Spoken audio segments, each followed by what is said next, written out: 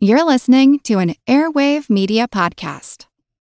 Get cash for clothes at Plato's Closet in North Charleston and West Ashley. It's so easy. Recycle, earn cash, repeat. We pay cash on the spot for your trendy, gently used clothing, shoes, and accessories. At Plato's Closet, we buy all seasons, all day, every day. It's time to clean out your closet and cash in. Bring in your denim, graphic tees, athletic wear, shoes, handbags, and more. Sell your styles to Plato's Closet for cash. Then, do it again. Plato's Closet, located in West Ashley on Sam Rittenberg Boulevard and North Charleston on Rivers Avenue. Hello everyone and welcome to History of the Second World War. This episode is the first interview for the podcast, but certainly not the last. Last week I released the Warspite special, and when I did all the normal social media stuff.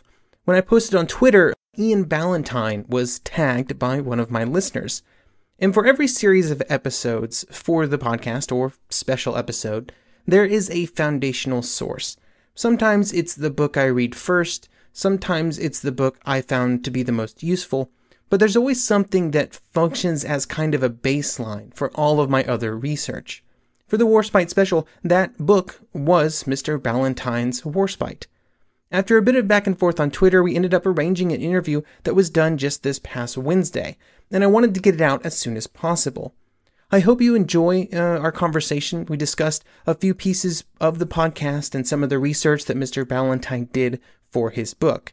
If you would like to check out any of Mr. Ballantyne's books, you can find a link in the show notes or on the website at historyofthesecondworldwar.com/interviews.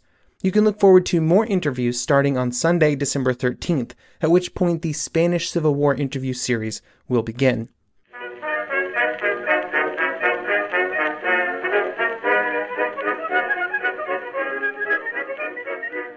Hello everyone and welcome to a special History of the Second World War interview. Today I'm joined by Iain Ballantyne, a fantastic author and most importantly for our purposes, the author of Warspite, an absolutely critical source in the creation of the Warspite special that was released last week. Mr. Ballantyne, how's it going today?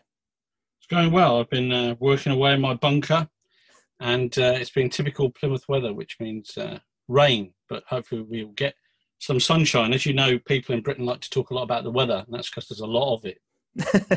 As there is over there, of course.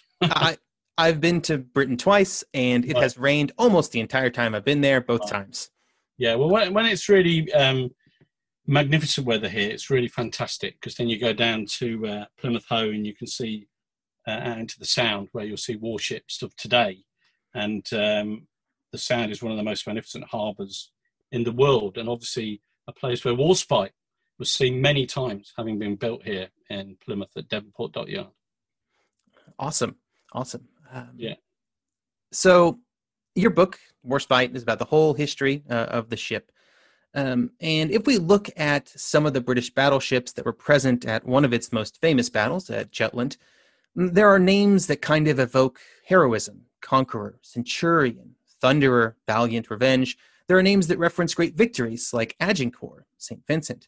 There are names that reference heroic mythical Greek heroes: Ajax, Orion, Bellerophon. Which brings me to my first question. What is a Warspite? Warspite is a name that embodies British defiance and bloody-mindedness in the face of the enemy, basically. And that's a characteristic of English, Scottish, Irish, Welsh people in general. But in terms of Warspite, the warship, then it's said that it's meant to embody contempt for the enemy, which would have been an expression of England's feelings towards Spain at the time of the First Warspite, which was in the late 16th century. And also, there's also a reference to spite, meaning woodpecker. So the idea was that the Warspite would peck at enemies' ships' hulls with her guns. And I must admit, a curious thing happened, if I can just digress for a second, when I was researching and writing Warspite in 1999. I lived in a place called Hemel Hempstead, which is up near London. And our garden used to be part of an orchard, and there were lots of trees, apple trees, in the garden. And as I was beginning the book, it was really weird because I heard the knock, knock, knock of a woodpecker. And so I looked out into the garden, and this is kind of strange, but it was a a traditional European green woodpecker with the red head. And that was actually the unofficial badge of HMS Warspite, obviously to do with the spite, i.e. the woodpecker, symbol or meaning to the name. And so that was kind of freaky at the time I was starting the book, but it's a true story. I did see a woodpecker. I guess that's really interesting how a name like that can have meanings that kind of get lost as technology advances. Obviously, it made a lot of sense back when ships were made of wood, but maybe not so much later on. Yeah. I mean, there's one ship was called Thunderer, which was, I suppose, a great name for a wooden wall line of battleship doing a broadside, and I guess translated to the battleship Thunderer as well. And in the days that followed, in fact, the years that followed, Thunderer became the name of a shore establishment, because we have things called stone frigates in the UK, which are old warship names used for shore bases. And Thunderer was a naval engineering college actually here in Plymouth. So today you have HMS Nelson, which is the Portsmouth barracks and naval base, and that was, of course, a battleship of World War II. So the names still carry on. Interesting. I did not know that about the sort of the shore establishments taking on ship names. Yeah, that's true. Yeah, and HMS Drake is the one here in Devonport, and then you used to have one up in Rosyth in Scotland called HMS Cochrane. But that Cochrane was named after a famous warrior of the Age of Sail, so that was why that name was picked, because he was also Scottish, so that made sense. So there's a variety of reasons why British warship names get historic meaning and also attached to people. And if you look at Jutland, you've got Valiant with Warspite in the 5th Battle Squadron, and also, of course, Barham or Barham. Barham was a first Sea Lord. Valiant is a name that embodies courage and tenacity. And then, of course, you also had Malaya, which was a ship named after part of the British Empire, which had been partly funded by the people of Malaya. So there's all sorts of things involved in these ship names in the Royal Navy. Yeah, it's a mixed bag, really, around where they're coming from. When we look at the time that the Warspite was laid down, the pace of British naval construction before the First World War is, I think, unbelievable. They're laying down multiple ships, multiple capital ships every year, entire classes. I think 6, I think, is the most they sort of create in one year. So do we have any sense of what kind of the expected lifespan was of something like the Warspite was in those years? I suppose it depends on circumstances, how well built a warship was and what its fighting power was. Because if you look at the battle cruiser Tiger, which was laid down in 1912 and completed in 1914, a battle cruiser, light-skinned but capital-sized shaped and heavily armed. But as you said in your original podcast, the temptation was that a big ship with big guns would be used alongside tougher, more robust battleships, but would actually have only the armour of a very fast, huge cruiser. So Lion became obsolete during the war, and so she was completed in 1914, but then sent to the breakers yard after a bit of peace following the First World War 18 years later, whereas Warspite went on to serve for 30 years. But then there were other battleships which more rapidly became out of fashion and obsolete, and including Orion, which was completed in 1912, but by 1922 had been sent to the breakers because, I guess, unlike Warspite, Orion was coal-powered. She didn't have 15-inch guns. She wasn't as robust, perhaps, in her construction. So Orion was discarded. And the Royal Navy is notorious, as a remark in my book at the end of the Warspite story, for being unsentimental. So there's no hanging on to warships that really are not going to be any good. Some do survive, and some did see action in World War II that shouldn't have, such as the Hood, perhaps, or the Renown and the Repulse. And they were battle cruisers that were remodeled, some extensively, and in the end, they weren't tough enough to go up against ships like the Bismarck. So the Royal Navy will keep a ship and look at a ship and say, what can we use this ship for? What use has it got? Gunpowder, protection, relative speed, and can we use it to hold the line against anybody?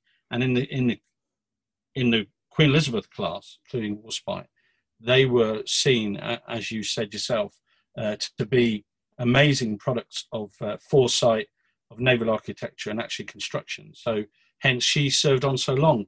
But she was due to go out of service, but the Second World War, out of necessity until the new King George V class battleships came in, kept Warspite in the front line.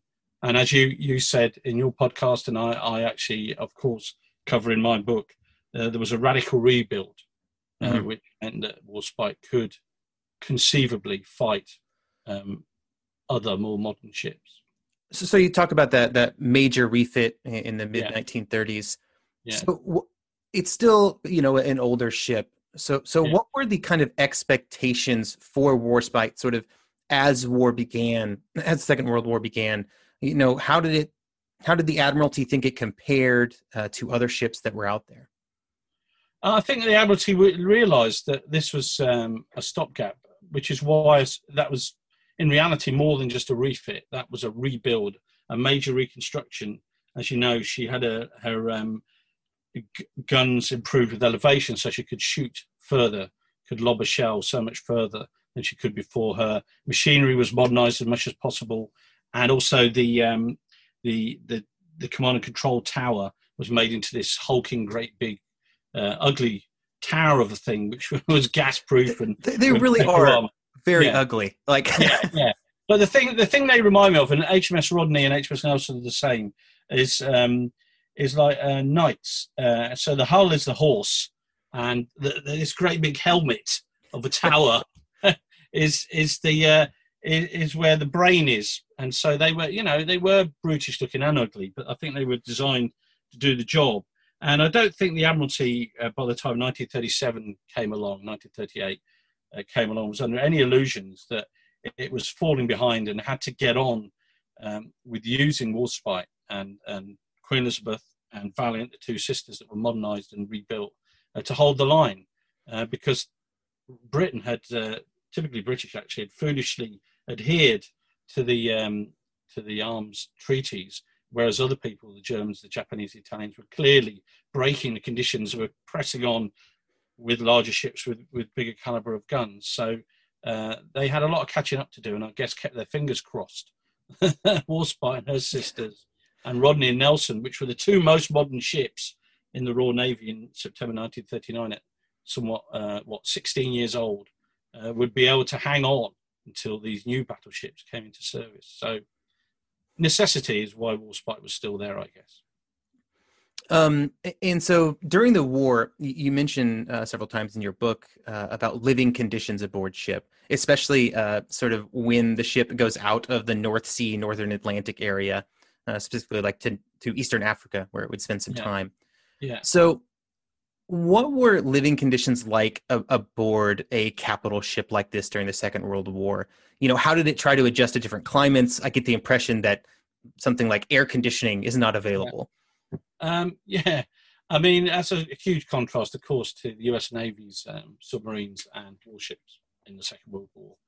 And the problem was that, of course, the Royal Navy built its submarines and, in fact, all its warships for more temperate climates like the North Sea, the Atlantic, and the Mediterranean. Could just about handle the Mediterranean. But bizarrely, despite the Royal Navy being tasked with patrolling the entire world, with its cruisers, for example, and battleships sometimes, to safeguard the empire as it was then, proper air conditioning and conditions were not there. And so they had to sleep on deck. They had to strip down to the bare minimum of clothing, even in the Mediterranean, where there's a memorable piece in the book where a destroyer comes alongside HMS Warspite, expected to see the battleship, the Mediterranean Fleet flagship, with everybody in smart uniforms, what they call pussers, as in strict, disciplined uniforms and wearing proper gear. And they find the crew of the flagship in this battleship are dressed in shorts, and vests, and they're scruffy looking, like the desert rats would be ashore. So it was quite a surprise to some people to see that battleship sailors, these amazing queens of the sea, would have these sort of ragamuffin crews, but that was out of necessity. And I think one of the people you highlighted was a Royal Marine I met called Ken Smith, and in the Indian Ocean, he told me that they suffered terrible conditions. And if I look at the book, he said that they were intolerable and that they had extreme temperatures. And of course, they'd be closed up at action stations, in his case on the 6-inch secondary guns, for hours at a time. And these were like sweat boxes, and there were hundreds of people going sick. And he got, I think, and other people got a thing called the Dobie itch. They got prickly heat, and they had to keep buckets of water near them to douse themselves. And he actually became quite ill with the conditions. So it wasn't good, and it was something that bedeviled the Royal Navy's warships in the tropics throughout World War II. Yeah, and I guess if you become sort of ill in that situation, there's not a whole lot that can be done. You're on a ship. Yeah. So yeah. Well, there's the ship's doctor, and obviously each battleship would have a medical team that would try and look after people. But when you've got a crew, ship's company of 1,000 Royal Marines, sailors, and people who are on an admiral staff, then it's going to be pretty crowded in there. So there's a limit to what they can do. So of course they had to go to Durban in South Africa, or go to Trincomalee in what was then Ceylon to get a rest. And East Africa, as you said, I think it's called Kilindini, where they would park their battleships for a break. So yeah, it was pretty arduous stuff, and people don't often think about that when they think about battleships and warships in the Second World War, because that would have a real impact on fighting capability. So you mentioned that. You mentioned things that people don't think about. So one of the things that I didn't really think about, I think I've probably read more than the average person about naval warfare, is how like the entire crew would sometimes rotate out of these ships. I think you mentioned in your book, like several times throughout the war, sort of the entire crew rotates off the Warspite. So, when it comes into America for its fixing, and then when it leaves, it's maybe a totally different set of people. Yeah, I mean, that wasn't actually, for the Royal Navy, I'm sure it'd be the same in other navies, that wasn't unusual. But what they would do is they would switch out half the ship's company. So let's say you have 1,000 guys. In peacetime, for example, another ship I wrote about, HMS Rodney, there's a bit in that book where it discusses, or one of the guys that talked to mentions that 500 of them walked through the barracks gates in Devonport, the naval base in Plymouth, down through the dockyard to Rodney, which has already discharged 500 sailors to go back home to live with their families in Plymouth or further afield in Wales or wherever, London. And so they need a new draft of 500 people to join the core crew that's left on board. And of course, sailors in peacetime would go away in these battleships of the Royal Navy for 2 to 3 years. And if they were at Malta, they'd take their families with them. If they went further afield, they wouldn't. So the idea was that if, let's say, Rodney, which didn't really go overseas that much in peacetime, would come in and then change over the crew so people could get a rest ashore and get trained. Well, Warspite was in the Mediterranean in peacetime, and so she would come home with all her crew and then switch out when they got home.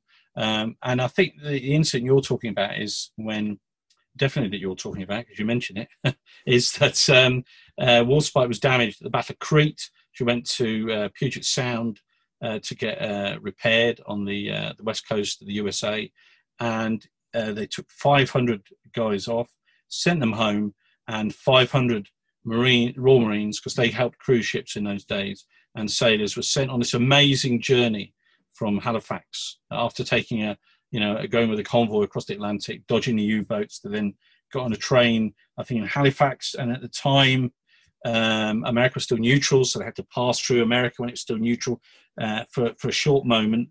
I'm trying to recall the details. And then they went across Canada. So they had these stops in Calgary and places like that, and some of them went missing when they went off drinking, and they had to go and round them up. So 500 young men, who were looking for, adventures, were taken across North America in these trains. And then, as you say, they were then put on board the Warspite, which had been already blooded with 500 people that had been to war. And here were these new guys coming in, and they were going to be expected to take that ship back out. Yeah, they got the safest adventure of the war after Absolutely. They got to Canada. Yeah, they tried to make it as unsafe as they could, but they were rounded up. So that's a brilliant episode. Yeah. Great.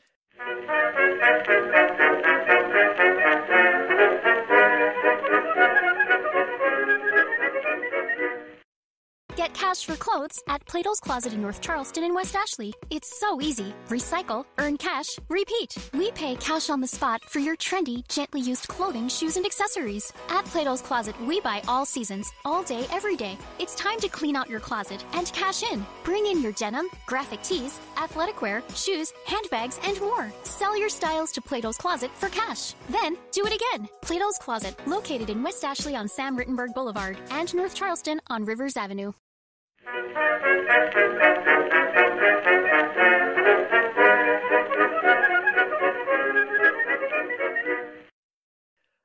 You've mentioned several times already, and there's a lot of it in your book. So you have a lot of these firsthand accounts from sailors. How did you get these accounts? Were you talking with veterans in later years who had sort of lived these experiences?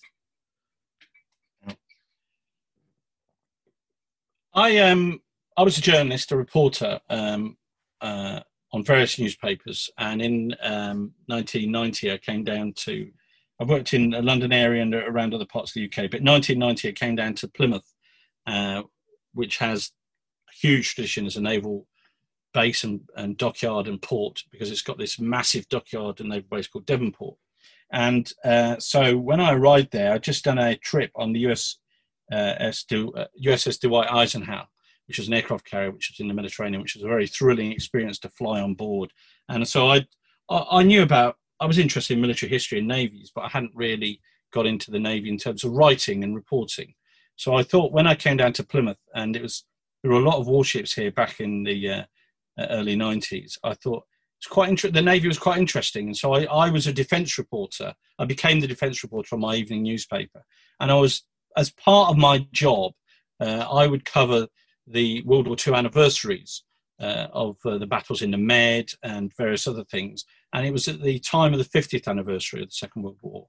And so I did a series of features where I would go around Plymouth, and there were hundreds, if not thousands, of war veterans alive at that time. And I would go and meet people either living in Plymouth or who came back to pay their respects at this massive Naval War Memorial we've got here to their lost comrades. So I would kind of go to their meetings, their reunions in pubs and military service clubs, and so I'd started to do that then. But when it came to Warspite, I'd left the Evening Herald, as it was called, in Plymouth, and I was working in London, and then I went freelance, and I decided I'd like to write naval history books, and this was the late 90s, and I thought, well, the one I've got to do is Warspite, the most famous, the one with the most battle honours and an amazing ship, 2 world wars. So I put an advert in the British Legion magazine, which is for the ex-servicemen's association for all military people, a bit like the American Legion or any other legion in the military in any country. And then I also put adverts in newspapers and got to know some of the people from the Warspite. And I was invited to what was their 14th reunion in Weymouth. And there were dozens of them there, and it was a big event in a hotel, and it was a whole weekend.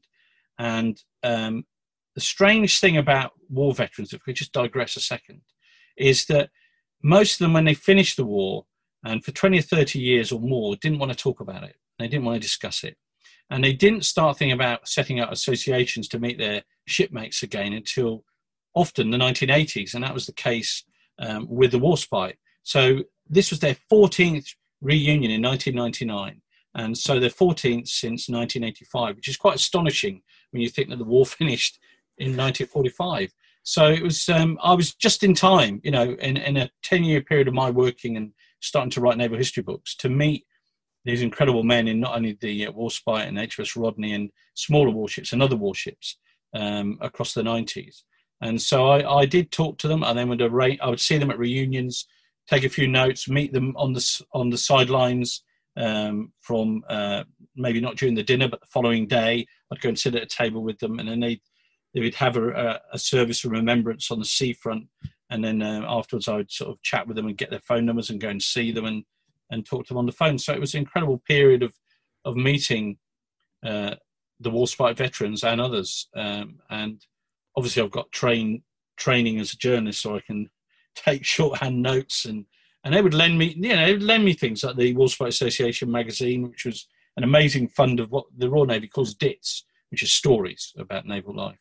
And then I would go to the Imperial War Museum as well and listen to their sound archive stuff. So there was quite an amazing period of working when I could combine talking to veterans with what is now left in the archives. So it was amazing.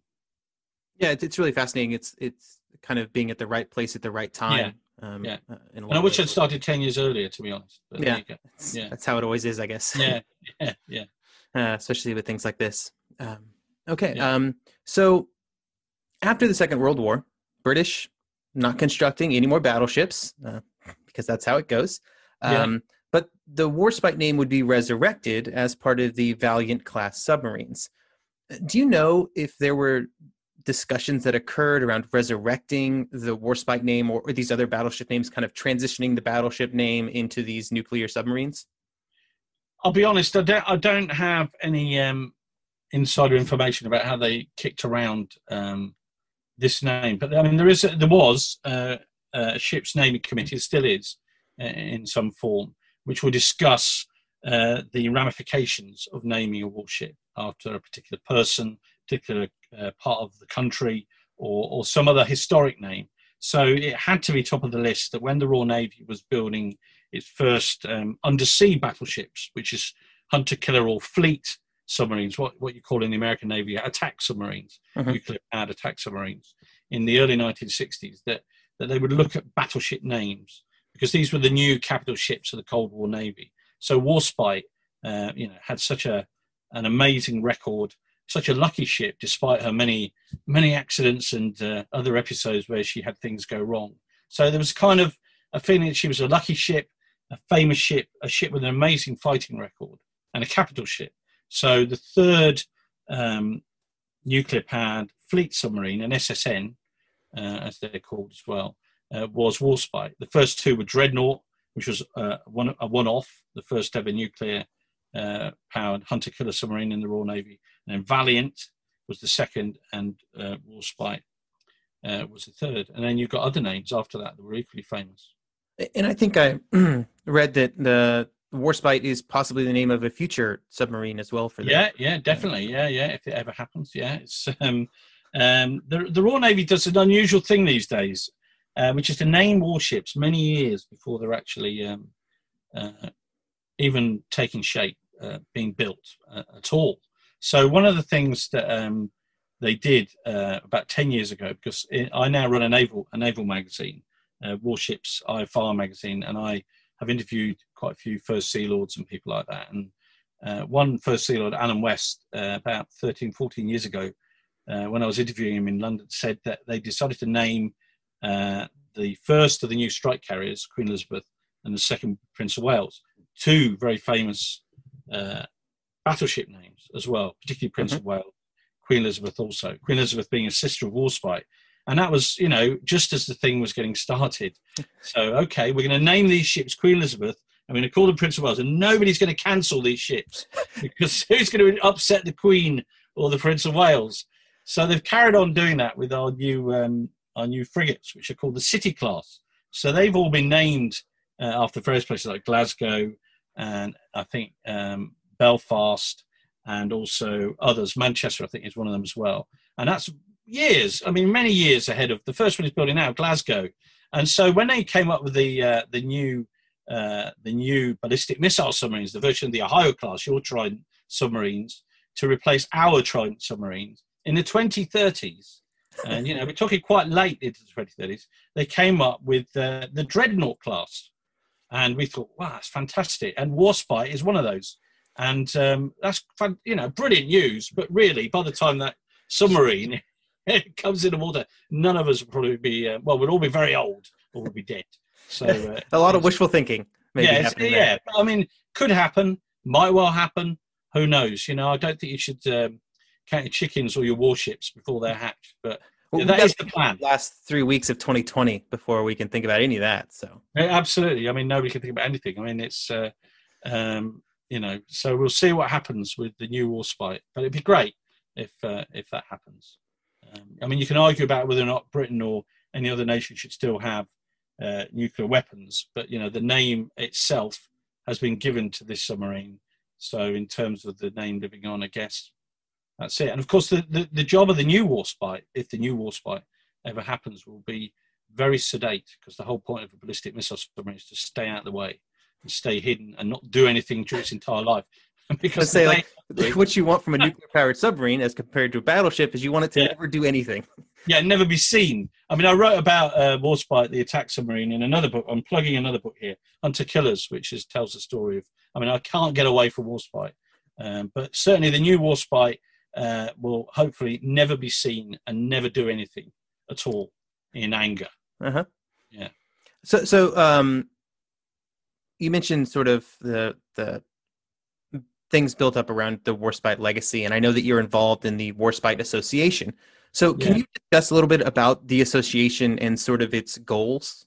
Yeah, I mean, it's, as I said just a few moments ago, the association was the Battleship Sailors, and it's a very strong association, and actually it kept going longer than others. Other associations disbanded in the late 90s or the very early 2000s. So the Warspite Association with Battleship Sailors, because that's what it's mainly about. There've been other ships called Warspite, and of course the submarine, but it was mainly about the battleship. That was very strong, I'd say, until, I don't know, the middle of the first decade of this century, the first 2000s. But as time marches on, sadly, the veterans of World War II have crossed the bar. So it's now mainly submariners, and a lot more low-key, but it does have, still, the official Warspite Association does have 2 meetings still. One is in Weymouth, which I think is picked because it's halfway between Portsmouth and Plymouth, 2 great rival naval cities. And I'm not sure why they did that, because the Warspite was built in Devonport, became a Portsmouth ship, and I suppose there's a bit of kind of confusion about that, and quite a few of her sailors lived near Plymouth and others lived near Portsmouth. So they meet in Weymouth, or they did meet in Weymouth, they still do on a smaller scale for an annual thing where they pay their respects at the War Memorial on the Sunday. But then the big one, in terms of remembering the end of Warspite's life and part of her legacy, is again, fairly informal, but involves local people as well as associate members of the association like me and the descendants of people that were in the battleship and the submariners, is down at Marazion, which is a small town in Cornwall, near to St. Michael's Mount. But St. Michael's Mount is like Mont Saint-Michel in France, and it's this amazing building, this amazing historic building on top of a kind of a mini mountain in Mounts Bay, which is this amazing bay that runs around the Penzance in Cornwall. And Marazion is the town ashore, as it were, from St. Michael's Mount. And the reason, I'm getting very convoluted here, but the reason they have an annual meeting at Marazion is because, as you noted in your earlier podcast, Warspite, on the way to the breakers, broke free of the tugs, ran aground at a place called Prussia Cove, stayed there for a while, but was then towed round to the beach at St. Michael's Mount, where she was broken up over a period of a number of years, and the bits carted away for melting down and turning into razor blades. So that is actually the last resting place of Warspite, and there's still bits of her boilers in the sand there, and there are bits of her wooden panelling from the wardroom and all sorts of bits in the local community, decorating pubs and things. So Marazion is this place that people go in a pilgrimage in the autumn to salute Warspite, and there's a kind of memorial stone on the beach at Marazion. So I hope that wasn't too confusing. But there's 2 meetings a year, and that's why there's one in Weymouth and one in Marazion in lovely Cornwall, which we can't visit at the moment, or we won't be able to have much fun there in the pandemic. But hopefully, maybe in a year or 2, we'll get to go back. Yeah, it's good to know that those kind of remembrance events are still happening. Yeah. I mean, as I say, most of them have gone, have petered out, the association, but some are strong. Some still carry on, even though there's no veterans in. I mean, one of them is HMS Hood. That's an association that I know is strong, and there'll be others as well. So the memories do live on, and they are still saluted. And when a new ship comes along, of course, it may be, if it's built in time, that some of the veterans that sailed in either not the World War II one, because there's going to be very few of them, but maybe in the ships that came after World War II, maybe the ships that carry the same name, some of those veterans will attend those warships associations as well one day. Thank you for coming here to talk to me today. It's been an excellent discussion about an excellent ship. Yeah, thanks for inviting me, and it was good to keep the memory of what they call the Grand Old Lady going.